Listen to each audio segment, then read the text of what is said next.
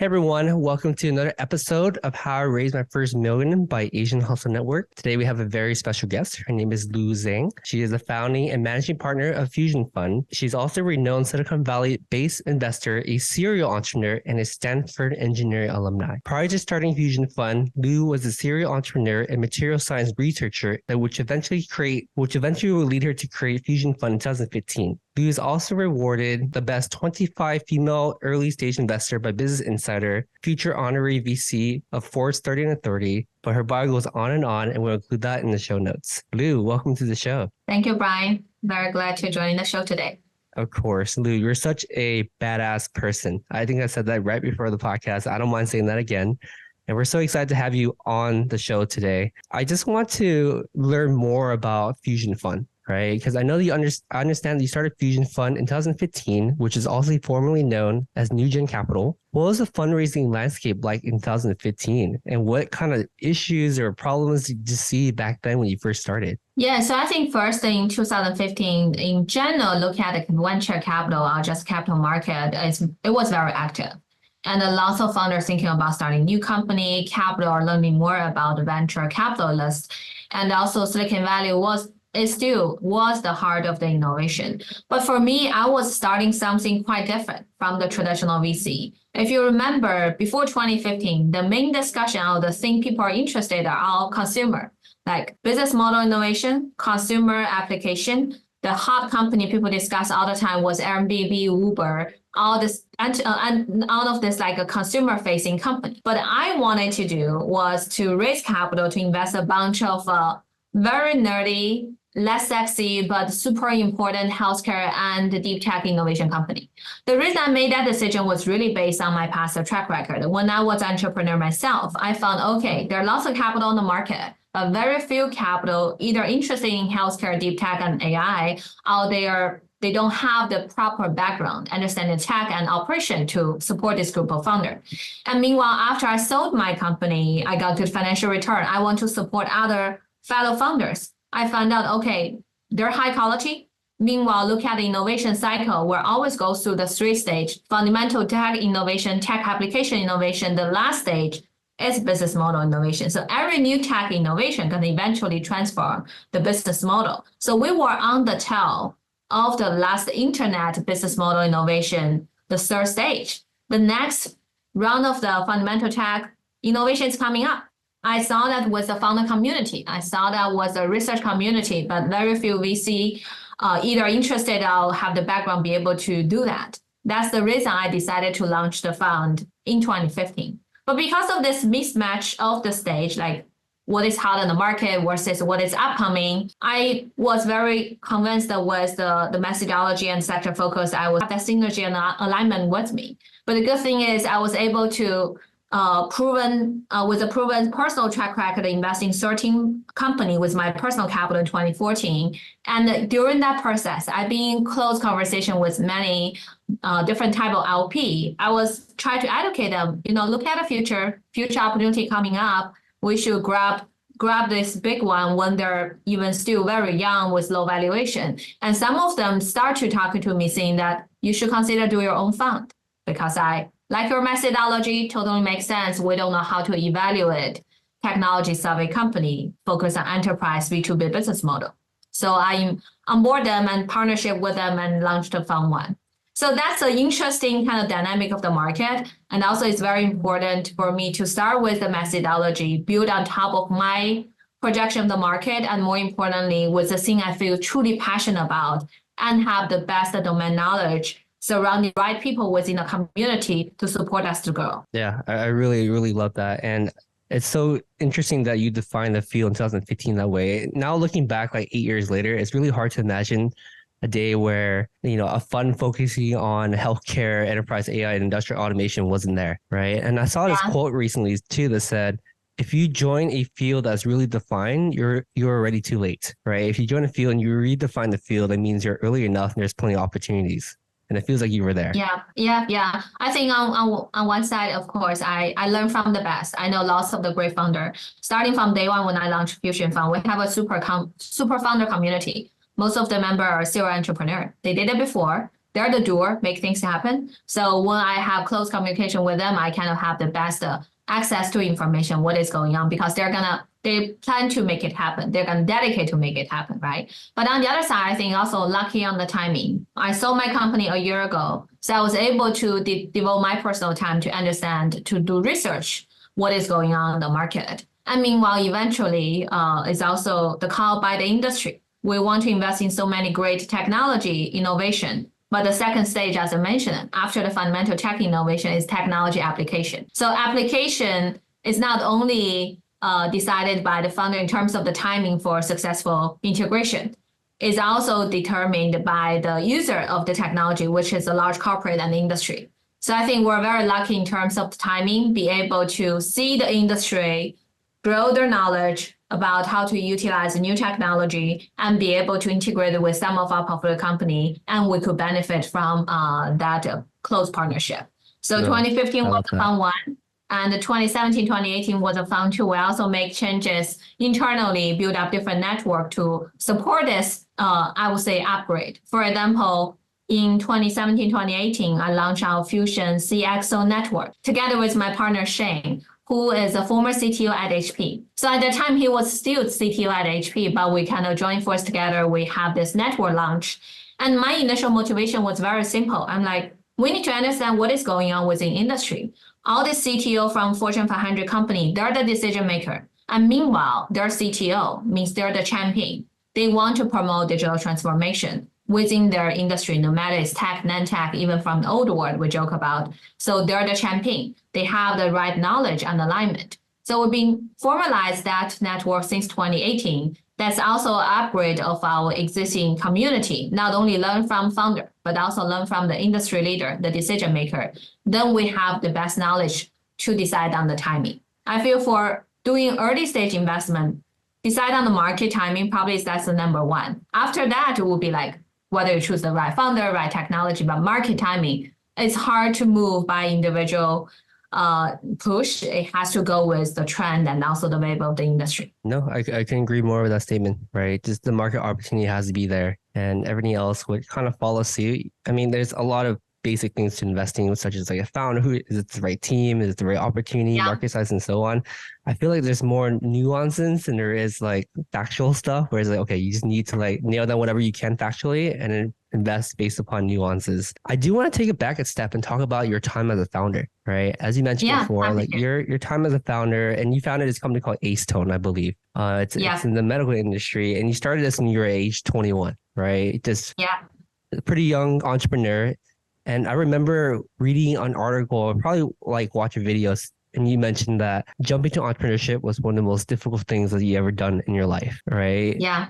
Tell us about that journey and what led you down the point of becoming a founder. And as you mentioned, after you sold the company, it created an opportunity for you to become an angel investor for 13 different companies. What was that founder journey like when you first started, and why did you decide to exit? Yeah, so I have to admit, I actually mentioned it in other interview before. I didn't think it through 100% before I launched my company. I was 21. I was naive, thought, okay, it's a great technology, could do commercialization, and type 2 diabetes sounds like terrific application, huge market opportunity, unique technology solution. And also I'm doing good thing.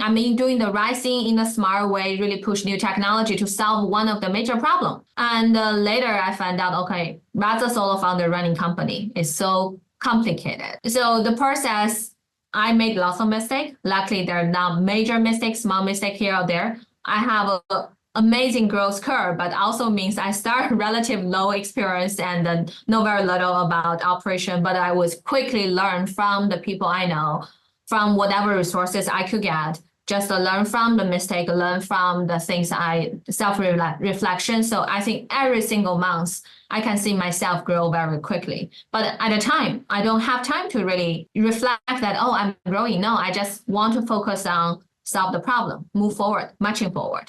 So when I look back, I think I was lucky in terms of the technology, I own it, and also choose the right market, which is the big market to start with. And meanwhile, with the technology, the uniqueness of the technology, I have a little bit unique advantages and unfair advantages to start as a founder. But to be honest, I wish I had more experience. I wish I could have a stronger team. But on the other side, as a 21 years old founder, when you're young, you have tons of energy.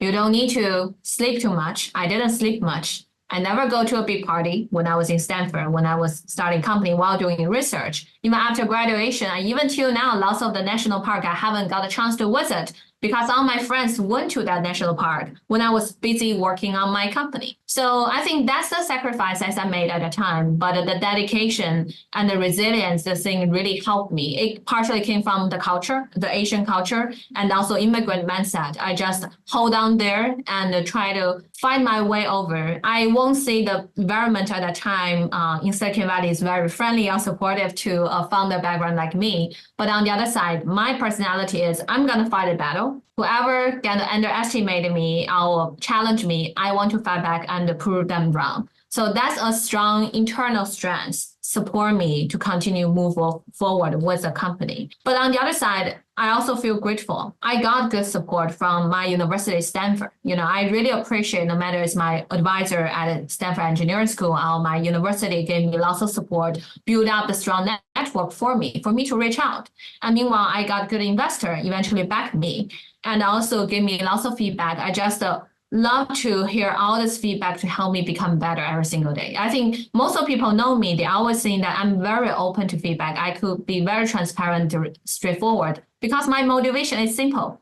I want to be smarter and better every single day. So I won't take it personal. I appreciate people give me feedback, help me to grow, which really helped me a lot when I was a young founder. So that was, as you said, I had a miserable life as a founder, but I have a super rewarding learning journey as a founder. Eventually, after I sold my company, our original plan was to start another startup. I'm a nerdy mature scientist. I have lots of different patent technology. I was thinking about other tech I may potentially go to, right? When I was young, the reason I chose mature science was because I saw the magazine, science fiction magazine, talk about the carbon nanotube considered the strongest material could build the space elevator, which was my dream. So I chose material science. And later I realized lots of fundamental material science research are not ready for commercialization. So I was focused more on the industry level innovation with my research. So I have all this pattern. But later I was trying to talk to other founders, share my experience. One thing I want to highlight, although my merger acquisition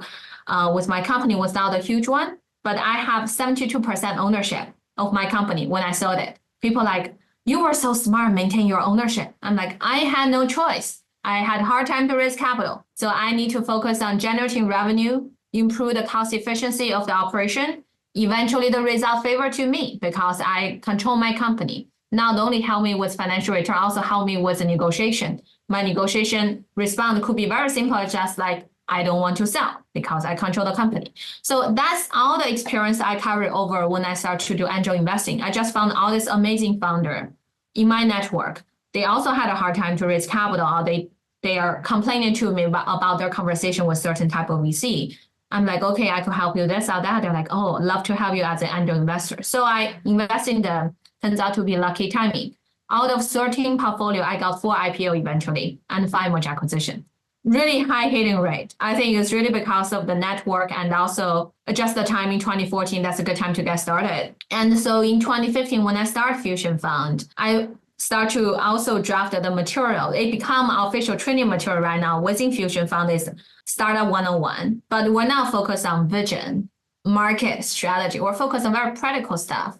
How to manage and lead your board, how to run the effective fundraising process, how to read term sheet, understand the dilution with option pool, and also even other small things like how to found a patent, like preliminary patent, like search information without paying lots of legal bill.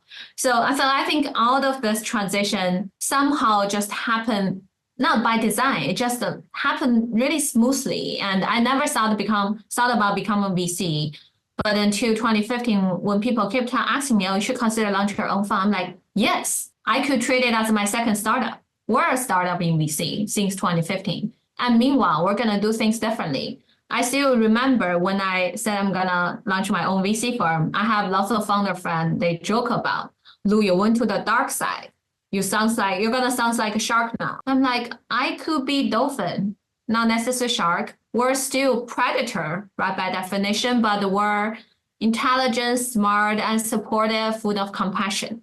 So that's also the culture difference when I launched a Fusion Fund. So yeah, I think we're still entrepreneur.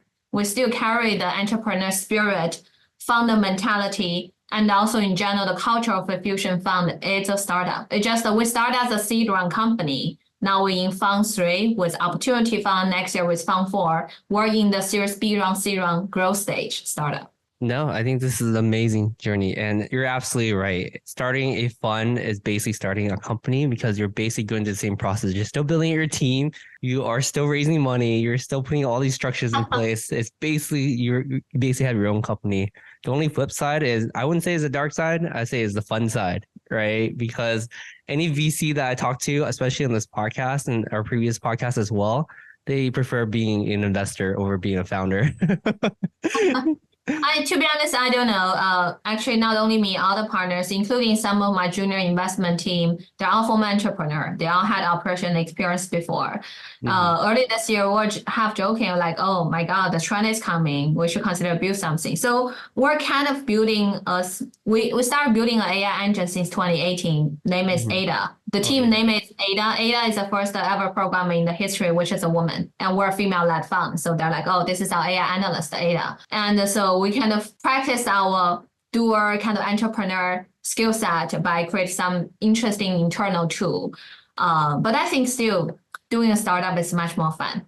It just, I feel being an investor, I was able to look at so many different companies. I really want to amplify the impact. It's not only capital. It's never only about capital for VC, but we're able to amplify the impact of our capital resources and network by supporting so many awesome founder. I think that's really the key thing. But eventually, VC were catalyst. Yeah. Things gonna be made. Founder are the group of people make things happen. So we're just catalysts, help them achieve the goal faster. Absolutely. I do want to commend you though. I think you mentioned quickly that 4 of the 13 angel investments you made went IPO, which is remarkable rate, by the way. Most people don't even have one. I think that's really awesome to hear that you're able to give back so quickly to founders. And that's something I hear about my other founder friends that exited as well, right? Everyone seems to like rush into angel investing and so on. I'm just really incredibly happy to hear that you have extreme luck. I don't hear a lot of extreme luck from other friends. It seems to be going down the drain. So I thank you for sharing that. I do want to talk a little bit more about as you mentioned, right? You're raising a 4th fund pretty soon.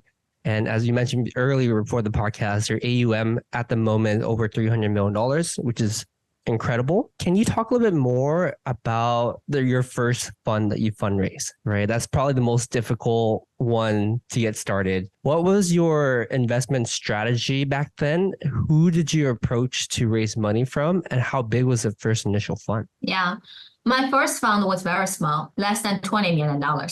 So it definitely went through the growth curve from Fund 1 to 3 and Opportunity Fund. And the latest fund, as you mentioned, Fund 3 is $120 million. That's our flagship fund. We also did a $200 million Opportunity Fund. So this is a different range. But when I initially started, I also don't want to raise a very big fund because it's kind of like want to try out my methodology to make sure we have validation. It's like you're raising a seed round as a smaller startup, right? It's still the founder mentality. So I was lucky that I have the people reach out to me first, a couple family office. Like I mentioned, they were doing angel investing. They saw my angel investing portfolio. They also asked me how I evaluating company. So they came to me saying that, oh, you should consider doing your own fund. We want to support it. So first couple $1 million, I got in relatively fast. I also put in my own money. So I started deploying capital. I think one strategy I did very well is I quickly did the first close and then start allocating capital to the founder I know. And very quickly, we have a pipeline. I think that pipeline is really important. It's showcase the network, showcase our methodology, and be able to validate what I'll talk about, right? So I think with that first close, I quickly start to talking to other potential investor. I think at that time, I mainly reach out to people who are family offices, especially family office with a strong technology background. I also see it as a long-term partnership. One thing I probably, for now, I really appreciate I made that decision, but at Fund 1 was not easy, is I insist not to have an anchor LP. Most of the fund manager want to have an anchor LP in Fund 1, which gonna make fundraising much easier. But anchor LP means you need to give them special term. And sometimes anchor LP may be interact or even just want to be part of decision-making process. For me, I'm like, I want to make sure I deliver. I deliver within the methodology I already confirmed. I also wanted to make sure, it's like founder mentality that we'll be able to have the right expectation in terms of LPJP collaboration. It will be 10-year fund, which means it's a long-term partnership. It's not just like a 1 or 2 years conversation. So I decided not to have anchor LP. And meanwhile, I want to be fair with all the LP since they're also going to co-invest with me. I want to make sure people have a very similar exposure to deal opportunity. So it take a little bit longer for me to close from different LP, but in general, I think less than half a year, I got Fund 1 fundraising done was relative fast especially from the initial conversation, the first close and the final done. And also it's a small fund. So the investment strategy at the time was small check. I didn't plan to lead around.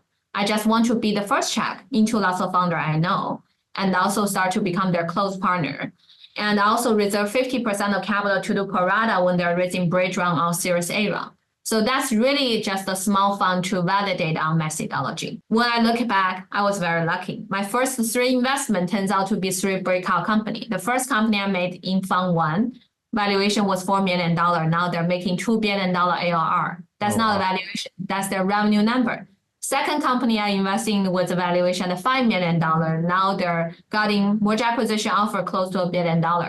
So it just be able to identify all this great founder when the initial get started.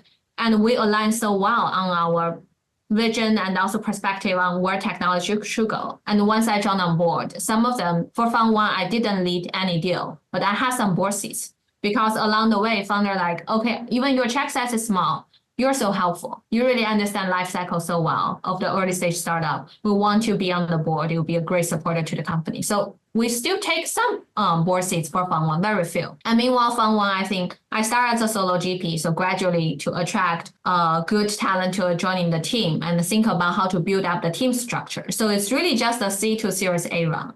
Get strong market validation, get strong pipeline create, and be able to find a good partner supporting us. And then in Fund 2, we quickly jumped the size to $80 million, 80. So that was really based on lots of self-reflection, looking at what we did well in Fund 1, what we could do better. And in Fund 2, adjust of the allocation strategy, build up the company structure, different community building up, like the one I mentioned, CXO network, it all happened in Fund 2. Then with that platform building up, Fund 3, we jumped to 120. That's amazing that you're able to make that gradual jumps into bigger and bigger funds. And you kind of answered my questions already. So my next few questions were like, how'd you tap into your network for introduction? And the other question that I want to ask is, how'd you attract your partners and talent? But as you mentioned, right, it's about scaling. But I do want to address the second question though. How did you tap into your network for the family office connections? Most founders and fund managers, when they first start out, don't really have those connections. It does take, I think you also should credit yourself too. I think it does take a little bit of grit to be like, hey, like to be able to see the opportunity and position yourself to seize those opportunities. How did you tap into your network for those introductions? Yes. So that's the part I initially didn't thought about a lot, but later I got some feedback from the partner in my firm. They're like, oh, Lu, because I came to this country knowing nobody. My family is not in the United States. They moved to Canada. So I'm here literally just leverage what I can do. What I can have at the time was a Stanford alumni network. So initially I was leverage the people who trust me, no matter it's advisor, Stanford Engineering School, alumni network, and to ask for a referral and introduction. I think at the time, the good thing is I do have a unique value proposition, because I'm not just another app or another consumer application. So I have uniqueness of the technology and things I want to focusing on, which helped me got the initial referral to investor or other industry leader when I was a founder. And also at the time, as a young founder, I was very eager to learn and also take the conversation very objectively. and be able to refresh on that and providing feedback, which make people wanted to help me more. So I feel that's also helped me to build up my track record and reputation as a founder. So when I start fundraising for my fund, of course, the initial money would, and also the reputation from my founder time. I think I carry a reputation is always over delivery. I think that's a good reputation. I'm very happy to continue carry it over. So people think, okay, I don't execute it. I don't exaggerate what I can do, but I just over deliver what I promise. And another thing is really about, I have very clear methodology of what we want to invest. I think that's really critical for early stage investor. We're blessed based in Silicon Valley with tons of information, resources, connection, but on the other side, lots of noise on the market. If you don't have your clear methodology, no matter as a founder or investor, it's very easy to go with the buzzword. There are always buzzword through media, through the network. Oh, you should do crypto, you should do this. Now the buzzword is AI, right? Lots of different AI applications. But how to really identify the unique opportunity, the true opportunity, long-term one, which means you need to have a consistent methodology and also be disciplined on it. So I think that's another thing I was able to achieve. And while that's helped with my reputation, so more people willing to do referral for me. So I think for me, to be honest with you, I didn't know tons of people because I'm a newcomer here, but I have a high conversion rate. That's kind of defined by my partner. My partner went to a business trip with me in Japan, and we met with some local friends. They start to introducing people to us for the next couple of days. It's like, you really have high conversion rate because we just could quickly align the interests with people who share the similar perspective. If we don't share the alignment, we just make it friends, but we make it very clear. Another thing, when I communicate very straightforward, that's also easy for people to build up trust. That's not the communication style for everyone. Some people feel like, oh, you're so direct. But when you have very direct communication, you're also very easy to build a trust and find alignment or even misalignment. And then we don't waste each other's time and move forward and the next stage, or maybe have a different type of engagement. So I think that's really the thing I was able to leverage. And also the last thing is be at the right place. I'm at Silicon Valley, so I could bump into the people who potentially may work with me. For example, on my partners, I could give you an example.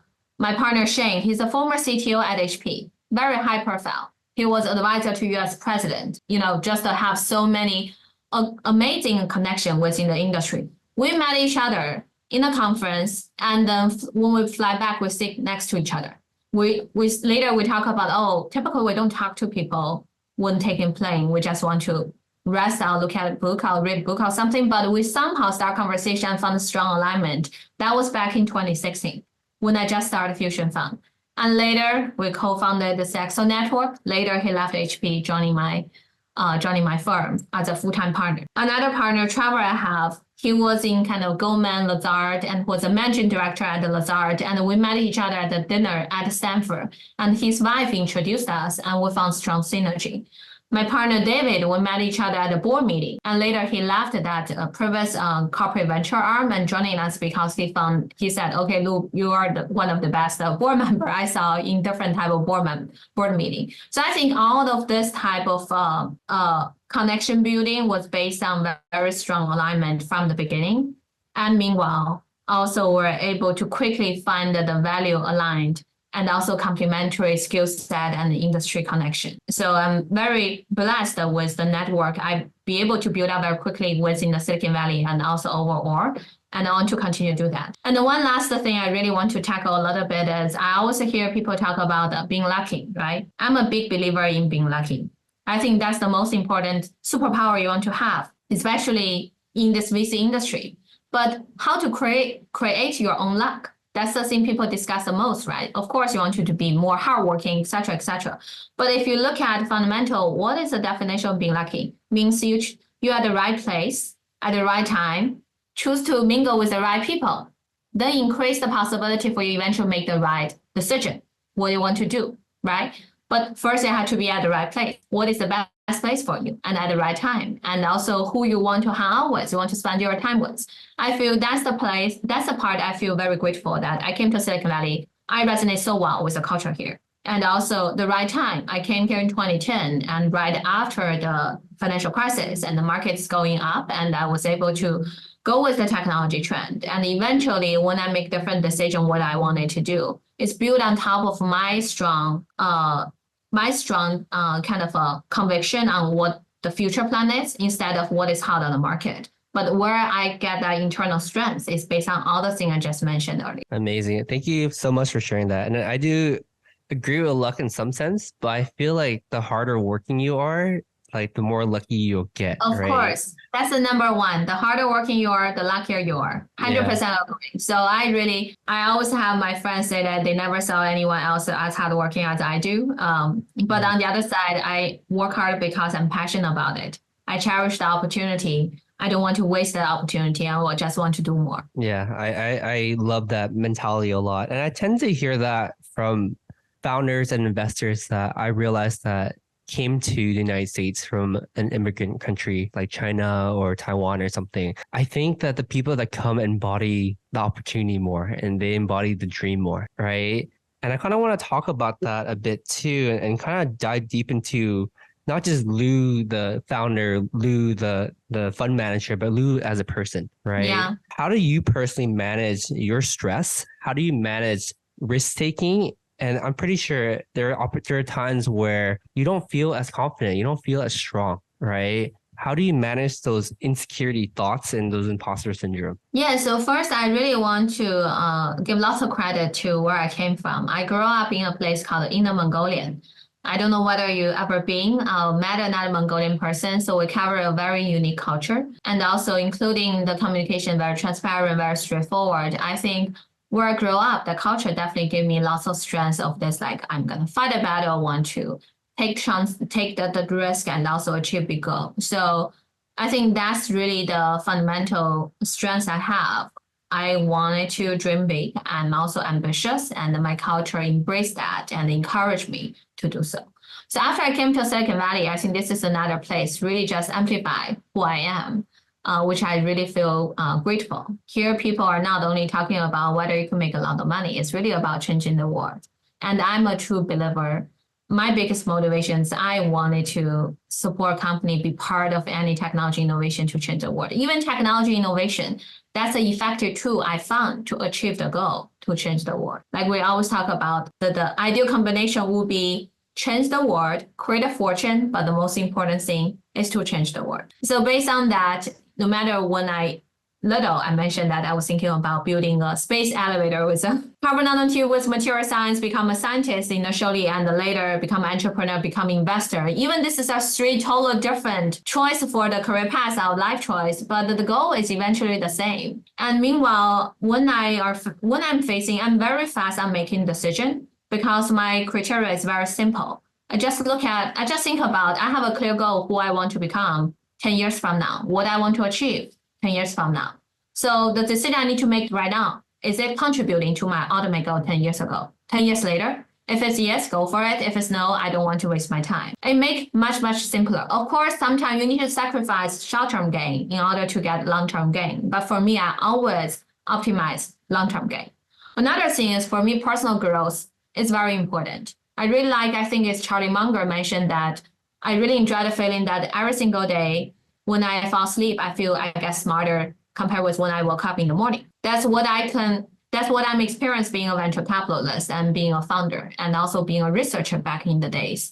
And that's also given me lots of passion and motivation to continue to do what I'm doing. So including other decisions, when I'm looking at this opportunity, am I gonna become a better person, learn more, grow more? If the answer is yes, of course, I'm going to take the opportunity. And last thing is really just optimize the efficiency. I think that's the part I need to work on to really balance a little bit more because it's a marathon. I shouldn't, like, for example, recently we have a very successful annual meeting in November.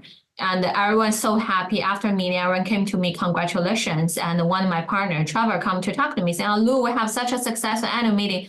I'm like, actually, I noticed this. We could do better. We could do better. Next year, we should do this. Trevor's like, Lu, pause. Just pause for a moment. Feel good about the result. Feel good about yourself. I'm like, my brain doesn't work that way. My brain right away try to capture things we could do better. Small things. Oh, we don't have enough oyster this year. people like that, we should do more. Small details like that, my brain automatically capture it. That's the one thing, to be honest with you, I try to work on a little bit more next year just to balance. I don't think that's a very healthy and sustainable way to have the brain running like that. But on the other side, you can see it's become one of my just a very instant feedback that I'm very efficiency driven. I'm very result driven, solution driven. And also my goal is always be better, be better, be better. Yeah, I really appreciate you sharing that mindset. It's really remarkable because I think the beautiful part about this Asian Hustle Network podcast is that we interview over 400 people already. And yeah, it's a common theme I'm starting to see now. It's the positive mentality, seeing opportunity. And I'm really glad that I personally feel talking to you just now that I'm not alone because I am sort of the same way. I keep pushing forward no matter what. Hey guys, we can do this better. We can do that better, you know? Yeah. I'm really glad. And I know that, obviously doing what we do, it's not rosy all the time. There are some parts that, let's just be honest here, some part that honestly isn't too great and it kind of sucks, right? Yeah. How do you handle personal setbacks and personal disappointment, right? Where Yeah. you feel like, darn, like I should have been a better leader. I should have done this and that. I know the most high achieving people and the most self-critical. How do you lower those voices in your head and give your time to process that you have achieved some of the stuff that you want to achieve already? I'm just kind of curious. I think that's a very important practice we all need to do. First is really where to focus our attention and energy, right? Instead of regret for the past, what happened already happened. So I've been kind of keep telling myself, whatever decision I made in the past, it's happened, it's done. Means it's done. If it's good or bad, I need to move forward. And yes, of course, self-reflection, if I could do better decision in the future, yes, but it's done. And another thing is don't take things personal. I hope I had that mentality when I was founder. I did take things personal and they have lots of this emotional stress and pressure. But I think the older I get and also more different experience I got, I just tell myself, don't take it personal.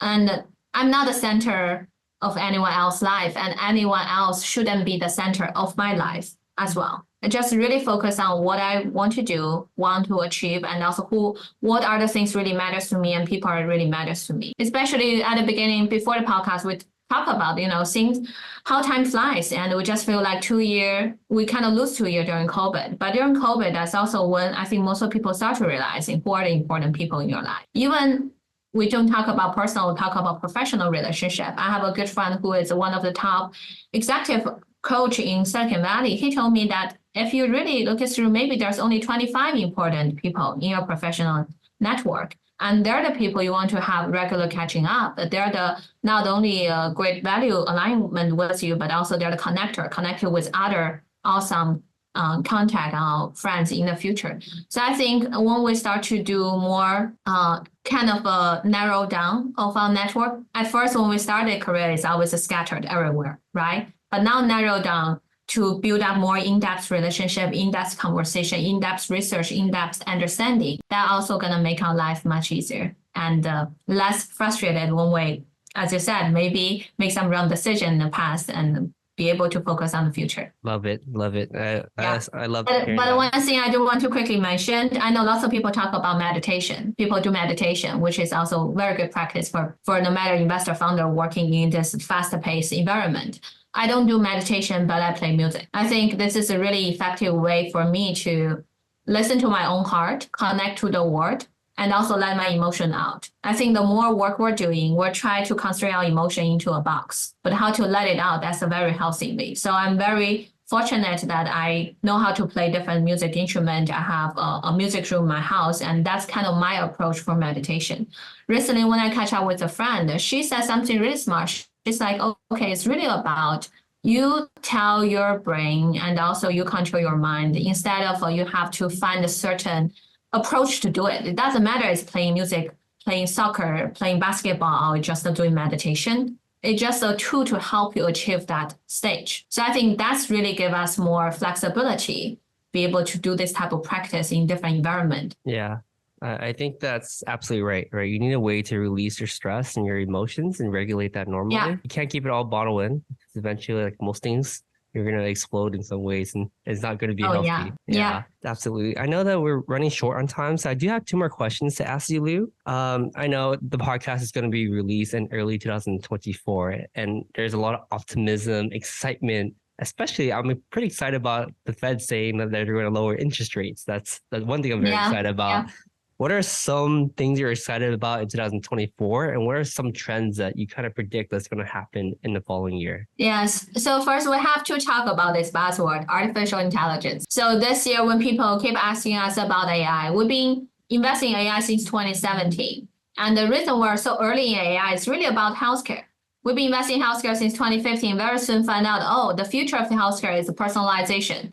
In order to achieve all this personalized digital therapeutics, digital diagnostic for cancer, heart disease, mental disease, AI is a super powerful tool. So we've been investing in AI since 2017 and also see how technology evolved in the past couple of years. And we'll only do enterprise applications, so we'll be able to focus more on the infrastructure play supporting AI application.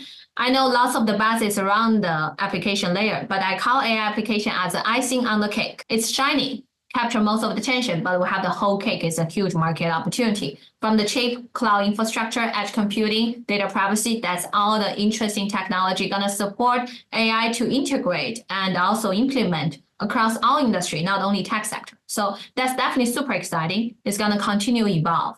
I think compare 2023 and 2024, this year, one challenge about AI is there's so much noise on the market, and it's not very clear market landscape which opportunity belongs to a large corporate, which go to the smaller startup. That's a question for founder, also a question for us. When I was having our annual meeting, I was telling all the investors, probably 70% of opportunity will go to the large tech company, giving different example, their initial ecosystem build up in infrastructure tech. This is our potential opportunity to go to the startup.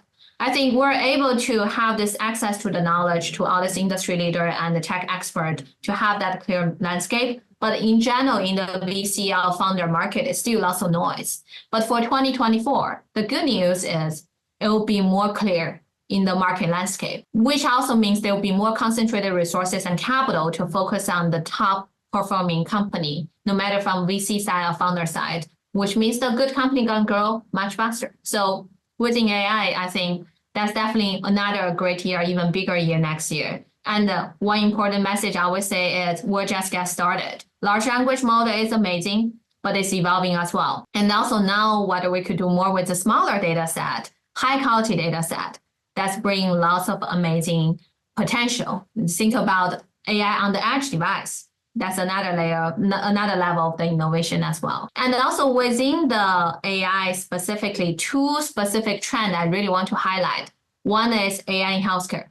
I keep coming back to healthcare, it's just one of my big passion because healthcare have a huge amount of high quality data, the biggest, the best across all different industry.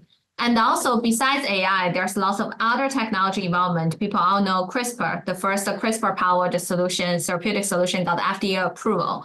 There's also other paper published to understand better about how our brain, the neural network work, and the mental disease, how does they evolve, and whether we could potentially find solution for disease like dementia for the aging population. It's all evolving so fast right now. So it's a huge market, not to mention digital medicine, digital biology, smart pill, like all this protein folding structure, etc. It's all evolving so fast. So it's an amazing time for healthcare, especially AI in healthcare. It's gonna continue evolve next year. Another vertical I want to highlight is open source. I've been super bullish on open source since early this year. When people ask me whether it's OpenAI and Anthropic, which one I think is better, I'm betting on the open source. Just a couple of weeks ago, one of my portfolio company, they launched their own open source model built on top of Meta Llama 2. They become the first ever open source model outperform GPT-4 in specialized tasks. Yes, it was a big news. Like there are so many. Hugging Face CEO was promoting it, Meta was promoting it. So there's lots of opportunity potentially evolve from the open source sector, and we have more option. So that's something I feel super passionate about next year. And the last thing is the space tech. I really want to mention that. I know people focus on the rocket launch, satellite manufacturing, but now there's a phase 2 space tech innovation, which means we could use a different AI edge computing to deal with space data. We call it space economy.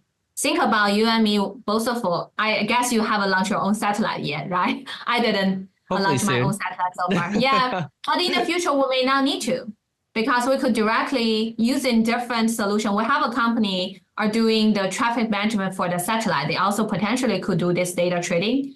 And for more people, small business owner like us, we'll be able to access to space data to help with our business development in the future. So there's lots of involvement in the space tech as well. Yeah, thank you for listing all those trends. And I liked how you mentioned that AI is a tool, and it really is, right? I'm pretty sure you see nowadays a lot of the pitch decks, and especially for us here too at Age and Ventures, it's some AI stuff. It's not meant to be a company. It's meant to be like a utility, and I'm glad you see it that way as well. So thank you so much for all your insight. And I guess the final question I have for you, and it's the question we ask everybody in the show: if you can restart your journey, what is one thing you do differently? Actually, zero. I'm very blessed and happy with my journey so far. To be honest, none of the decision was within my original plan. I came here to become a professor. That's a typical expectation from Asian parents. To be honest with you, even during COVID, my parents was asking me, now you don't need to travel. How about you go back to Stanford, finish your PhD in the future?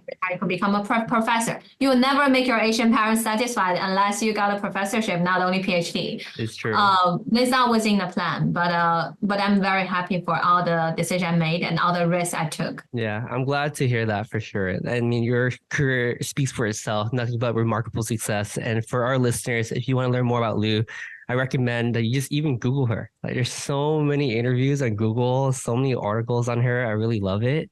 So I guess the very final question is, how can our listeners find out more about you and reach out to you online? Feel free to reach out to me on LinkedIn. We also have contact email on our website, fusionfund.com. So I'd love to connect with the audience, and also I'm a big supporter to the entrepreneur. Even you're now fundraising, if you just want to get some feedback from early stage investor, we always love a conversation with you. By the way, we also have a founder office hour hosted every quarter by my team, which means you could just directly click that calendar link and schedule 10-15 minutes with my team without any previous conversation or context. We just want to use that as an approach to give back to the community. No, that's amazing. We'll include that in the show notes for sure. But Lu, thank you so much for sharing everything and being so transparent. I really appreciate it. Thank you so much for being on the podcast. Thank you, Ryan. Of course.